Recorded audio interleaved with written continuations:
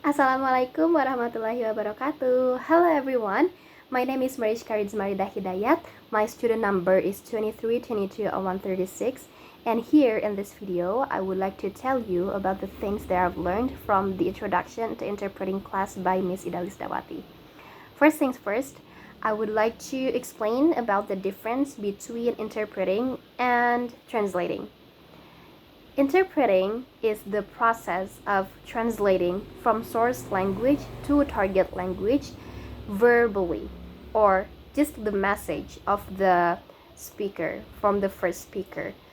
That's the thing. When we interpret something, we do not have necessarily to copy or imitate the exact same way, like the way our speaker speaks, but we just have to deliver the message accurately to our audience. That's for interpreting. And translating, it's the opposite. We really have to convert the written text while preserving its meaning and content from source language to target language. We can't change the words as we want. That's the difference between interpreting and translating. Let's dig in more detail about interpreting. Well, interpreting divided to two types. The first one is simultaneous interpreting, which means translating spoken language in real time, or simultaneously, or directly. Usually, it occurs in some international business events, summits, or conference, which has like a lot of different participants who speak different languages. And for consecutive interpreting means translating after the speaker has done talking or has done making a statement, then we can deliver the message to our audience.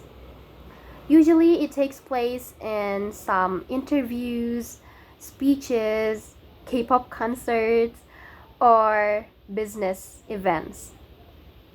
Well, facts about simultaneous interpreting. So we talks almost at the same time as the speaker, but we really have to wait for like 2 or 3 words until we can start interpret it to our audience, until we sort of kind of understand the context of the topic, then we can start interpret it.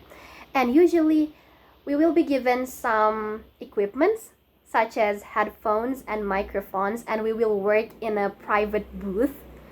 So we will hear the topic from our speaker through our headphones usually, and then we interpret it using our microphones. So our audience will get the message from us from their phone as well, because we are talking to the microphone, right? So that's for simultaneous interpreting. Let's move on to the next one. It is the consecutive interpreting. So the facts are, first, consecutive interpreting. When we interpret, we really have to wait until the speaker has done talking, like making a statement. Then after they stop, we can translate it. So how do we remember what the speaker has said when he talks for like 5 minutes? There's no way that we can remember all of them, right? Well, this is the crucial part. It is the note-taking method. So we actively listening to the speaker while taking notes. For taking notes itself, we can't write all the things that the speaker said, because our speed when we are talking and writing, it's different. We talk faster than we are writing, right?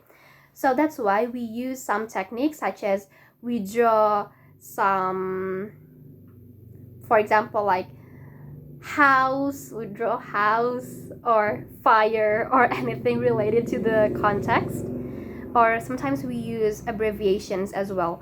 That's why it's very personal. The note is very personal. You can't lend it to your friend because they will not understand about the context on your notes.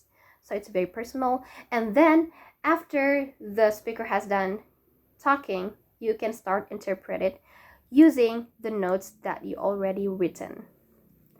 Alright, everyone, that's for the materials that I've learned this far.